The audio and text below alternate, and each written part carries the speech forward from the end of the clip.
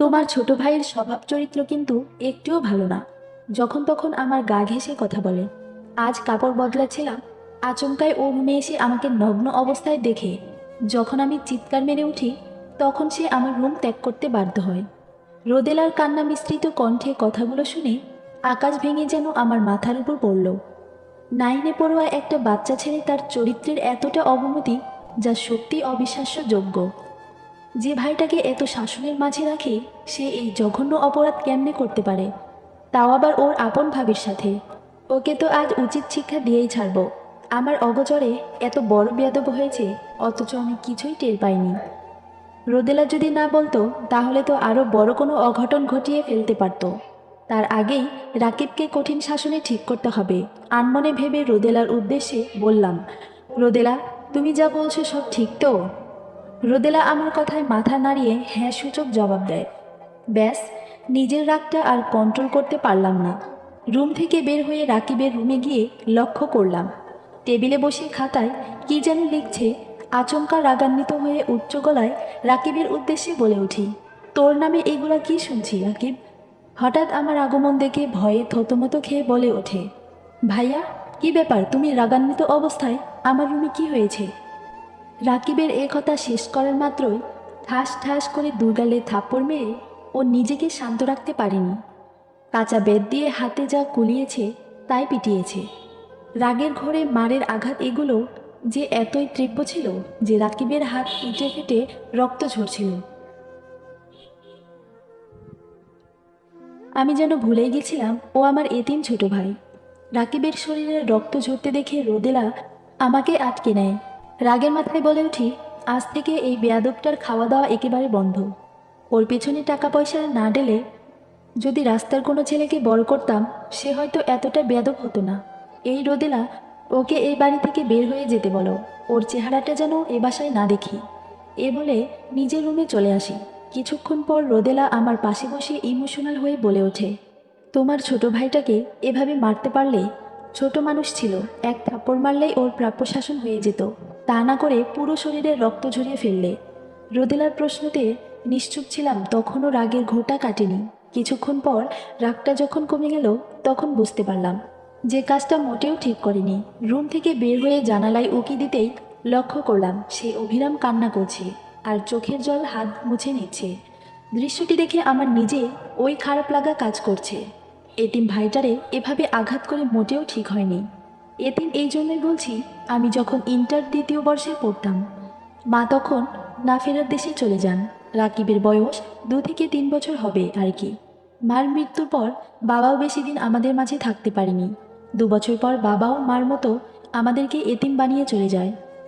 ছোট ভাইটার দায়িত্ব তখন থেকেই আমার কাঁধে। হুট করে কোনো কাজ সংগ্রহ করতে পারিনি।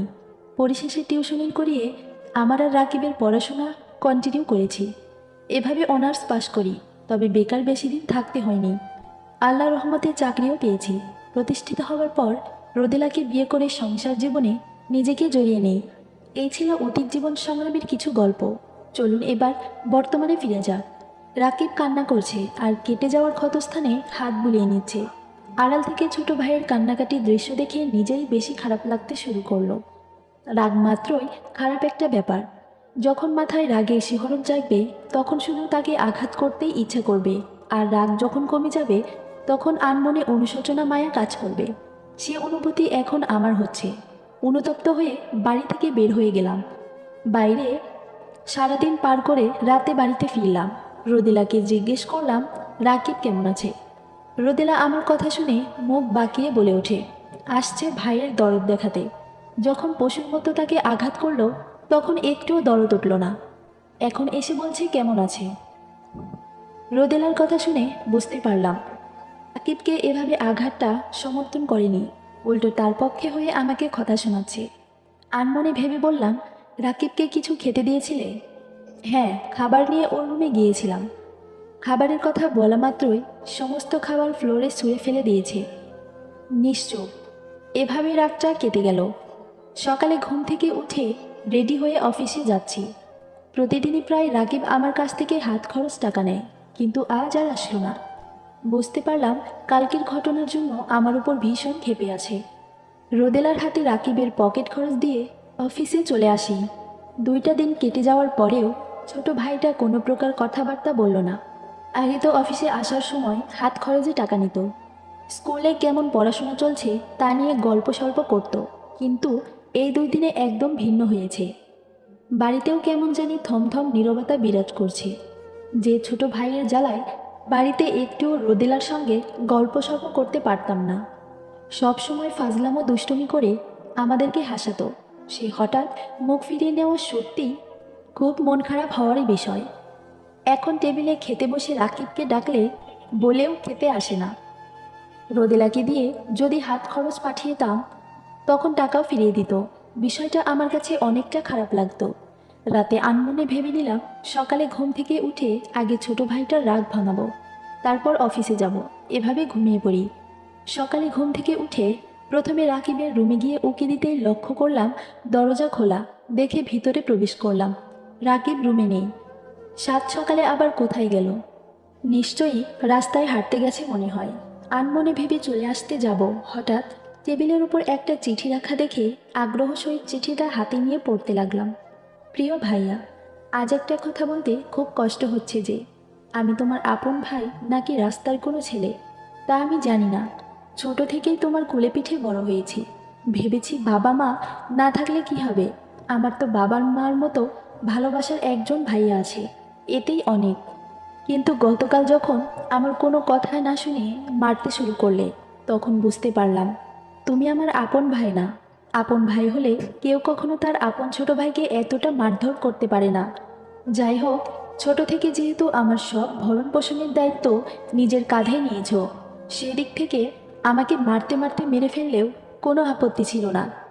কিন্তু ভুল বুঝে আমাকে এতটা আঘাত করলে তা আমি মেনে নিতে পারছি না। ভাবি হয়তো আমার নামে তোমাকে অনেক কিছু বলছে মনে হয়। প্রকৃতপক্ষে ভাবিকে কখনো খারাপ কিংবা বাজে নজরে দেখিনি। ছোট থেকে মা বোনের ভালোবাসা কি তা আমি পাইনি, তাই রোদেলা ভাবির মাঝে মা বোনের ভালোবাসাটা আমি খুঁজে পেতাম। ভাবিকে একটু বেশি জ্বালাতাম। ভাবি আমার বিষয়গুলো কীভাবে নিত তা আমি জানি না। তবে সেদিন তোমাদের রুমে আমার ফোন চার্জে লাগানো ছিল। প্রাইভেট থেকে এসে তড়িঘড়ি করে তোমাদের রুমে প্রবেশ করে যে আপত্তিকর একটা অবস্থায় আমাকে পড়তে হবে তা আমি জানতাম না। বিশ্বাস করো ভাইয়া, আমি সত্যিই জানতাম না যে ভাবি দরজা লক করা ছাড়াই কাপড় বদলা ছিল। যার দরুন ভাবি ও আমাকে ভুল বুঝে অনেক বকাঝকা করে, আর আমি তাকে বোঝানোর চেষ্টা করলে আমাকে ধমকিয়ে চুপ করে দেয়। যাই হোক ভাইয়া, তুমি আমাকে অনেক দোয়া করুণা করেছো, আর তোমার দয়া কিংবা করুণার পাত্র হইতে চাই না। চিরতরের জন্য এই বাড়ি ছেড়ে চলে যাচ্ছি। বেঁচে থাকলেও হয়তো তোমাদের সঙ্গে আর দেখা হবে না। তোমাদের বয়সের তুলনায় আমি অতি তুচ্ছ একজন, তারপরেও দোয়া রইল সুখে শান্তিতে থাকো, আর আমার মতো বেয়াদবটাকে ভুলে যাও। আল্লাহ হাফিজ। চিঠিটা পড়া শেষে ধপ করে বিছানায় বসে পড়লাম। নিজের অজান্তেই চোখের জল গাল বেয়ে চিঠিতে পড়তে লাগলো। আজ কেন জানি বিশ্বাস হচ্ছে না, ছোট ভাইটা অভিমান করে বাড়ি ছেড়েছে। আমার রাগের জন্য যে এমন পরিস্থিতির সৃষ্টি তা আমি কখনো ভাবিনি। আনমনে ভেবে কান্না করছি আর চিঠির দিকে তাকিয়ে দেখছি রোদেলা আমাকে অনেক জোরেই ডাকাডাকি করছে। আমি শুনেও কেন জানি তার জবাব দিতে পারছি না। পরিশেষে রোদেলা রাকিবের রুমে আমাকে কান্না করা অবস্থায় দেখে বলে ওঠে, তুমি হঠাৎ রাকিবের রুমে এসে কান্না করছো? হাতে আবার কিসের কাগজ? রোদেলার কথায় কোনো উত্তর না দিয়ে চিঠিটা ওর হাতে তুলে দিলাম। চিঠি হাতে পেয়ে ও আগ্রহ নিয়ে পড়তে লাগলো। পড়ার শেষে রোদেলাও কান্না করে বলে ওঠে, এসব আমার জন্য হয়েছে তাই না?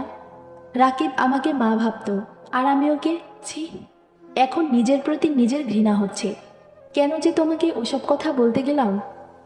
রোদেলার কান্না দেখে বললাম, এতে তোমার কোনো দোষ নেই, সব তো আমার রাগের কারণে হয়েছে। আচ্ছা, রাকিব কি আর ফিরবে না? ফিরবে কি না জানি না, তবে আমি আজ এখন থেকে ওকে খুঁজতে শুরু করব। এই বলে মানিব্যাগটা হাতে নিয়ে প্রথম রাকিবের ক্লাসমেট সজীবের কাছে গেলাম। ছোট ভাইটার সঙ্গে ভালো বন্ধুত্ব, তো সজীবের বাসায় গিয়ে সজীবকে জিজ্ঞেস করলে বলে ওর সঙ্গে তো 2 দিন ধরে ভালোভাবে দেখাই হয় না, তবে তানবীর সঙ্গে কলেজ মাঠে প্রতিদিনই ক্রিকেট খেলতে যায়। ভাইয়া, আপনি বরং তানবীরের বাসায় যান। সজীবের কথা মতো তানবীরের বাসায় চলে আসি। তারপর তানবীরের সঙ্গে সাক্ষাৎ করি, কিন্তু রাকিবের কোনো খোঁজখবর দিতে পারল না। এভাবে ছোট ভাইয়ের যতগুলো বেস্ট ফ্রেন্ড ছিল সবাই কাছে গেছি, কেউ যেন খোঁজখবর আমাকে দিতে পারল না। নিরাশ হয়ে রাতে বাড়িতে ফিরলাম। আমার ক্লান্তি ভরা চেহারা দেখে রোদেলা বলে, রাকিবের সন্ধান পেয়েছো? বিছানায় বসে আহত কণ্ঠে বললাম, না পাইনি। রাকিবের সব ক্লাসমেটদের কাছে গিয়েছি, কিন্তু তারা আমাকে রাকিবের কোনো সন্ধান দিতে পারে নাই। রোদেলা আমার কাঁধে হাত রেখে বলে, চিন্তা করো না, রাকিবকে আমরা পেয়ে যাব। এখন খেতে আসো তো, সারাদিন তোমার উপর অনেক ধকল গেছে, খেতে ইচ্ছা করছে না। না খাইয়ে থাকলে কি ছোট ভাইটা আসবে? আসবে না। নিশ্চুপ। না খেয়ে নিজেকে কষ্ট দেবার কোনো মানেই হয়নি। তোমাদের চিন্তা ভাবনায় আমিও খাইনি। রোদেলার কথা শুনে ইচ্ছে না থাকার পরেও খাবার খেয়ে নিলাম। খাবারের পর্ব শেষে রাকিবের রুমে যায়। দেয়ালে ছোট ভাইটার হাসি উজ্জ্বল ছবিটা দেখে বুকের পাশটা যেন দুমড়ে মুচড়ে উঠল। চোখ থেকে অঝোর ধারায় জল গড়িয়ে পড়তে লাগলো। আনমনে ভেবে নিলাম, এই হাত দিয়ে আমি আমার ছোট ভাইটাকে পশুর মতো আঘাত করেছি। এ হাত আর রাখবো না। রেগে গিয়ে দেয়ালে অবিরাম হাতটা আঘাত করতে লাগলাম। রোদেলা ওপাশ থেকে শব্দ পেয়ে রুমে এসে আমাকে থামিয়ে বলে, এ কি করছো? হাত থেকে তো অনেক রক্ত ঝরছে, প্লিজ থামো। রোদেলা কান্না করে, রোদেলা, আমি এই হাত দিয়ে ছোট ভাইটাকে পশুর মতো আঘাত করেছি। আমি এই হাত আর রাখবো না। এ বলে আবারও দেয়ালে আঘাত করতে লাগলাম। রোদেলা আমাকে পেছন দিকে জড়িয়ে ধরে এখান থেকে সরিয়ে নেয়। তারপর নিজেকে শান্ত করতে বাধ্য করলাম। রোদেলা আমার হাতের অবস্থা দেখে কান্না করছে আর রক্তাক্ত হাতে ব্যান্ডেজ লাগিয়ে দিচ্ছে। আনমনে ভেবে যাচ্ছি, আমার এত রাগ হয় কেন? এই রাগের জন্য ছোট ভাই দূরে সরে গেল। মন খারাপ নিয়ে বিছানায় শরীরটা এলিয়ে দিলাম। রোদেলা পাশে থাকলেও নিশ্চুপ হয়ে আছে, কিছু বলছে না। রাতের ঘুমটা নির্ঘুমে কেটে গেল। সকালে ঘুম থেকে উঠে ফোন হাতে নিয়ে স্ক্রিনে লক্ষ্য করলাম তানবীরের নাম্বার থেকে 10 বার মিস কল উঠে আছে। তড়িঘড়ি করে তানবীরের নাম্বারে কল দিলাম। কয়েকবার রিং হওয়ার পর তানবীর ওপাশ থেকে কল রিসিভ করে বলে ওঠে, ভাইয়া, একটা দুঃসংবাদ আছে। সাত সকালে আবার কি দুঃসংবাদ? ভাইয়া, রাকিব যে বাসে ঢাকায় যাচ্ছিল সেই বাসটি অ্যাক্সিডেন্ট হয়েছে। শুনলাম বাসের মধ্যে যতগুলো যাত্রী ছিল সবই নাকি অনেক খারাপ অবস্থায় আছে। ভাইয়া, আমার তো রাকিবকে নিয়ে অনেক ভয় হচ্ছে। তানবীরের এ কথা শোনার পর আমার দুনিয়াধারী নিমিষেই যেন ওলটপালট হয়ে গেল। সাত সকালে এরকম একটা নিউজ শোনার জন্য আমি মোটেও প্রস্তুত ছিলাম না। কাঁপা কাঁপা গলায় তানবীরকে বললাম, বাসটি কোথায় অ্যাক্সিডেন্ট হয়েছে বলতে পারো? ভাইয়া, বাসটি বেশি দূরে যেতে পারে নাই, আমাদের শেরপুরের দিকেই সড়ক দুর্ঘটনায় পড়েছে। আপনি বরং বাস স্ট্যান্ডে আসুন, আমিও ওখানে দাঁড়িয়ে আছি। গাড়ি পেলে রাকিবের ওখানে যাব, আর আপনি আসলে একসঙ্গে যাওয়া যাবে। ওকে, যাচ্ছি আমি। রুমে এসে তড়িঘড়ি করে শার্ট গায়ে দিয়ে মানি ব্যাগ পকেটে রেখে দিলাম। রোদেলা আমার তড়িঘড়ি দেখে জানার আগ্রহ নিয়ে বলে ওঠে, তড়িঘড়ি করে কোথায় বের হচ্ছ? রোদেলা, অনেক বড় অঘটন ঘটে গেছে। অঘটন ঘটেছে মানে? রাকিব যে বাসে ঢাকায় যাচ্ছিল সেই বাসটি শেরপুরে অতিক্রম করতে পারেনি, সড়ক দুর্ঘটনায় পড়েছে। রাকিবের বন্ধু আমাকে ফোন দিয়ে এইমাত্র জানালো। এখন ওখানেই যাচ্ছি। আমিও যাব তোমার সঙ্গে। আচ্ছা ঠিক আছে, জলদি বের হও, সময় নেই। রোদেলা চট করে বোরকা পরে আসলো। আমি রোদেলা এবং তানবীর ছোট ভাইটার বন্ধুকে নিয়ে শেরপুর চলে যাই। লোকজনকে জিজ্ঞেস করলে তারা নানান রকম কথা বলে। যে বাসের মধ্যে যে সকল যাত্রী ছিল অধিকাংশই বেঁচে নেই। হাতে গোনা কয়েকজন মনে হয় হয়তো বেঁচে আছে। লোকজনের এরকম কথাবার্তা শুনে আমার তো চোখের জল অঝোর ধারায় পড়ছে। আমার সঙ্গে রোদেলাও কান্না করছে। ওপর থেকে তানবীর শুধু আমাদের দুইজনকে সান্ত্বনা দিয়ে যাচ্ছে। আমার জীবনে আজ এ নিয়ে 2বার কষ্টের কান্না কেঁদেছি। বাবা মা যখন আমাকে এতিম বানিয়ে চলে গেল তখন একবার কেঁদেছি, আর আজ ছোট ভাইটার জন্য কান্না করছি। যদি ভাইটার কিছু হয়ে যায় তো নিজেকে কখনো ক্ষমা করতে পারবো না। সারা জীবন নিজেকে দোষী ভেবে যাব। সবচেয়ে বড় কথা হচ্ছে আমি একেবারে এতিম হয়ে যাব। ছোট ভাই ছাড়া আপন বলতে কেউ আর নেই। আল্লাহর কাছে হাজারবার বলছি আমার ভাইটা যেন কোনোভাবে বেঁচে যায়। আনমনে এসব ভাবতে ভাবতে শেরপুর চলে আসি। যেখানে বাসটি অ্যাক্সিডেন্ট হয়েছে সেখানে প্রথম যায়। গিয়ে দেখি শুধুমাত্র বাস ভাঙ্গাচোরা অবস্থায় পড়ে আছে, আর লোকজন বলা বলি করছে। যাত্রীর আত্মীয় স্বজন যারা আসছেন তারা অমুক সরকারি হাসপাতালে চলে যান, আপনাদের আত্মীয় স্বজনদের ওখানে চিকিৎসা চলছে। লোকজনের কথা মতো হাসপাতালে চলে যায়। হাসপাতালে এসে কান্না যেন কোনো বাধা মানছে না। আমার মতো এখানে অনেকজনেই এসে তাদের রিলেটিভদের জন্য কান্নাকাটি করছে। যখন আমার সামনে 2-3টা লাশ অ্যাম্বুলেন্সে নিয়ে গেল, তখন ছোট ভাইটার কথা ভেবে বুক ফেটে যেন কান্না চলে আসছে। পাগলের মতো ছোট ভাইকে খুঁজতে লাগলাম। হাসপাতালের অনেক রোগীর ভিড়ে আমার ভাইকে খুঁজে যেন পাচ্ছিলাম না। সিঁড়ি বেয়ে উপরের তলায় উঠে প্রথম কক্ষেই ছোট ভাইকে অজ্ঞান অবস্থা দেখা মিলে গেল। হাতে পায়ে রক্ত ঝরছে। কোনো ডাক্তার যেন সেদিকে ভ্রুক্ষেপ নেই, অবহেলায় ফেলে রেখেছে। নিজেকে সংযত রাখতে না পেরে ডাক্তারকে রাগান্বিত হয়ে বলে উঠলাম, ডাক্তার, আমার ভাইটার যে রক্ত ঝরছে তার চিকিৎসা না করে অবহেলায় ফেলে রেখেছেন কেন? দেখুন, আমরা এখানে অনেক চাপের ভিতরে আছি। কাকে ছেড়ে কাকে ট্রিটমেন্ট করব বলেন তো? পারলে আপনার ভাইটাকে অন্য কোনো হসপিটালে নিয়ে যান। এখানে রোগীদের তুলনায় ডাক্তার খুব অল্প সংখ্যক। সব রোগীদের ভালো ট্রিটমেন্ট আমরা করতে পারছি না। ডাক্তারের কথা শুনে কোনো দেরি করলাম না। রাকিবকে নিয়ে বেসরকারি ক্লিনিকে অ্যাডমিট করিয়ে নিই। সেখানে চুল পরিমাণও পেশেন্টদের প্রতি তারা অবহেলা করে না।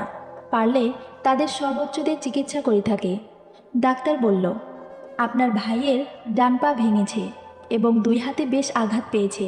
চিন্তা করবেন না, খুব দ্রুতই আপনার ভাই ভালো হয়ে যাবে ইনশাল্লাহ।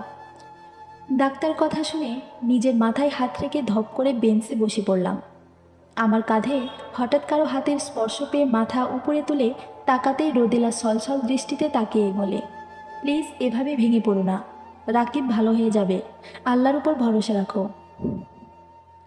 ভাইয়া, রাকিব নিশ্চয়ই ভালো হবে, আপনি চিন্তা করেন না। সারাদিন ভাইটার জন্য দৌড়াদৌড়ি করতে গিয়ে রোদেলা আর তানবীরের কথা যেন ভুলেই গিয়েছিলাম যে আমার সঙ্গে ঘোরাঘুরি করে তারাও অনেক ক্লান্ত হয়ে পড়েছে। সারাদিন না খেয়ে তাদের দুজনেরই মুখ যেন শুকিয়ে আছে। তাদের এই অবস্থা দেখে নিজের কাছেই অনেক খারাপ লাগলো। তড়িঘড়ি করে হোটেল থেকে খাবার এনে তানবীর আর রোদেলার হাতে তুলে দিই। রোদেলা আমাকে ছাড়া খেতে ইচ্ছুক না। ইচ্ছা না থাকার পরেও রোদেলা আমাকে জোর করে খাবার মুখে তুলে দিল। চোখের জল মুছে অল্প কিছু খাবার খেয়ে আর খেতে পারলাম না। খাবার পর্ব শেষ করে নিলাম।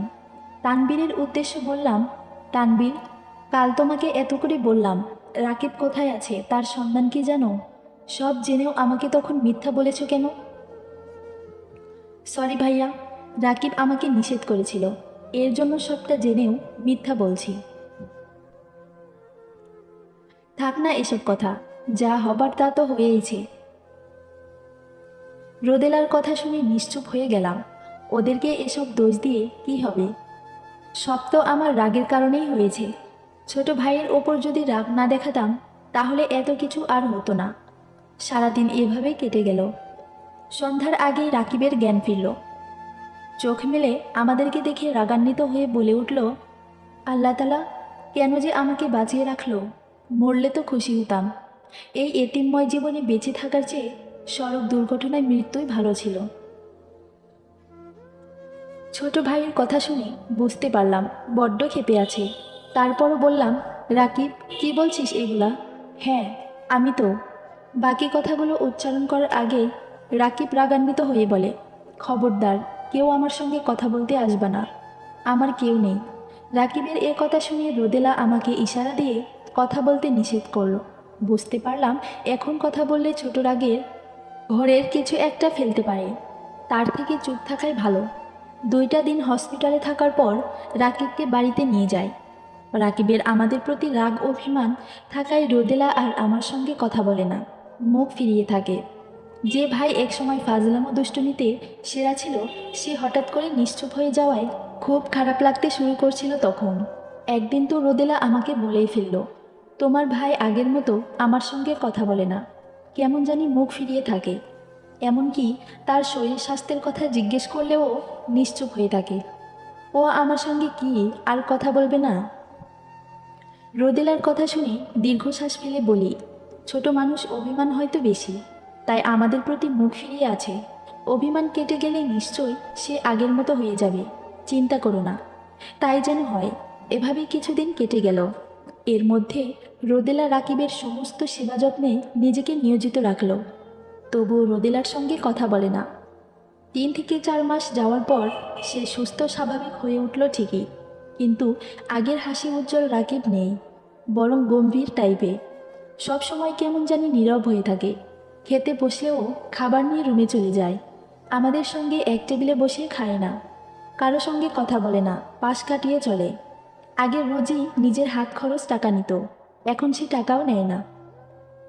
আগে যদি আমার কাছে টাকা নিতে আসতো তখন অনেক অধিকার খাটিয়ে বলতো, ভাইয়া আমার এখন টাকা লাগবে, কোনো প্রকার না শুনছি না। আর এখন স্কুলের ফি কিংবা অন্যান্য প্রয়োজনের সময় আমার কাছে এসে মুখ ফিরিয়ে বলে, প্রাইভেট স্যার কাল বেতন চেয়েছে, টাকাটা একটু আগে দিলে ভালো হয়। আর সমস্যা থাকলে টাকা দেওয়ার কোনো প্রয়োজন নেই।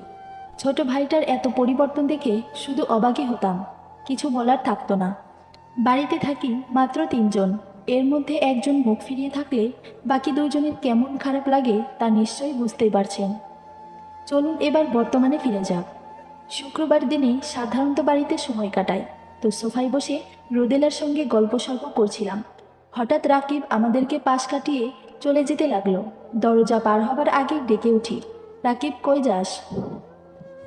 রাকিব আমার কথা শুনে কিছুক্ষণ দাঁড়িয়ে আবার যেন ভেবে কথার উত্তর না দিয়ে চলে গেল। রোদেলা এ দেখে বলে ওঠে, আজ একটা কথা না বলে আর পারছি না। তোমার ছোট ভাইটা সত্যিই অনেক জেদি। এত সেবা যত্ন করে তাকে সুস্থ সবল করে তুললাম, এখন পর্যন্ত আমার সঙ্গে একটা কথাও বলল না। আর এখন দেখছি তোমার সঙ্গেও কথা বলে না, নিশ্চুপ। ও আমাদের সঙ্গে আর কতদিন কথা না বলে থাকবে বলো তো? তা আমিও জানি না, তবে আজ নিজের কাছেই অনেক খারাপ লাগছে যে ভাইটাকে এক ডাক দেওয়া মাত্র চলে আসতো এবং যা বলতাম তা যথাযথভাবে শুনতো, কিন্তু আজও একদম ভিন্ন। তা অবশ্য আমার কারণেই হয়েছে। এই বলে আমিও বাইরে চলে যাই। রাগ মাত্রই খারাপ একটা ব্যাপার, যা তুফানের মতো এসে সব কিছু লণ্ডভণ্ড করে। তখন ঠিক টের পাওয়া যায় না। যখন তুফান চলে যায় তখন চারদিকে চোখ বলিয়ে দেখলে বোঝা যায় তুফানের প্রবল বাতাসের তীব্র গতিতে কত কিছু লণ্ডভণ্ড করে ফেলছে। তেমনি রাগ নামক শব্দটি তুফানের চেয়েও কম না। রাগ যখন ওঠে তখন একটা মানুষ কী থেকে কী করে ফেলে তা সে নিজেই জানে না। রাগের ঘোর কাটার পর সে বুঝতে পারে সে কতটা মিসবিহেভ তার আপনজনদের সঙ্গে করে ফেলছে। এই রাগের জন্যেই বাবা মা, স্বামী স্ত্রী, ভাই বোন, বন্ধু বান্ধব, গার্লফ্রেন্ড বয়ফ্রেন্ডের সম্পর্কগুলা বিচ্ছেদ হয়ে যায়। সেদিন যদি ছোট ভাইটাকে অত না মেরে সাধারণভাবে 2টা একটা থাপ্পড় দিতাম তাহলে হয়তো আজ এরকম পরিস্থিতির সৃষ্টি হতো না।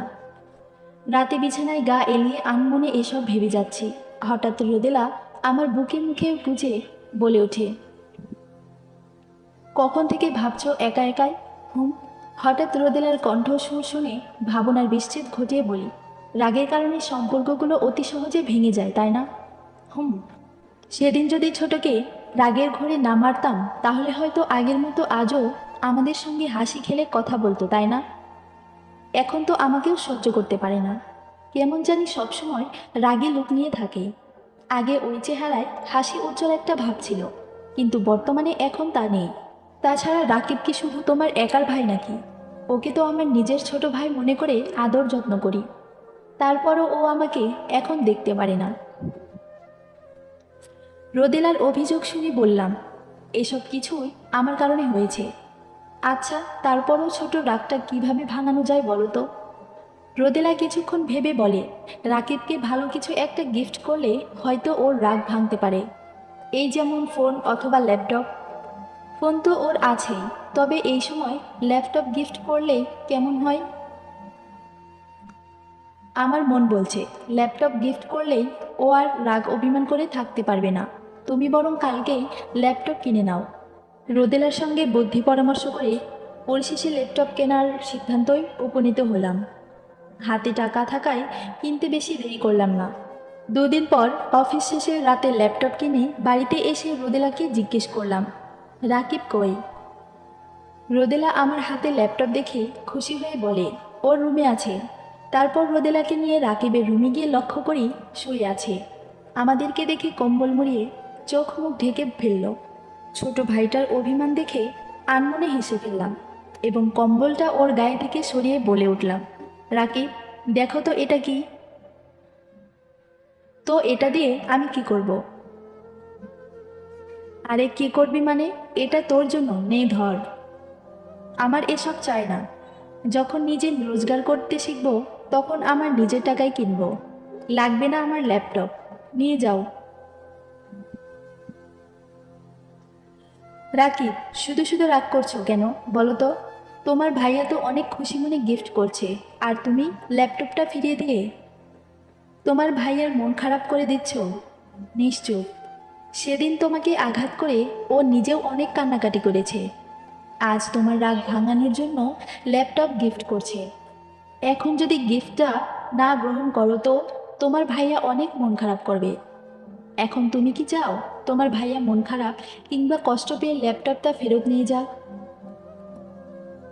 রোদেলার কথা শুনে রাকিব আমতা আমতা করে বলে, ভাইয়া কষ্ট পাক এমনটা আমি চাই না। তাহলে গিফটটা গ্রহণ করছে না কেন? রাকিব কিছুক্ষণ ভেবে বলে, আচ্ছা ঠিক আছে, রেখে যান। এখন তোমার ভাইয়ের প্রতি রাগ অভিমান আছে? একটু একটু তো আছে। কি এখনো আমার উপর অভিমান করে আছিস? না না ভাইয়া, এমনি বললাম আর কি।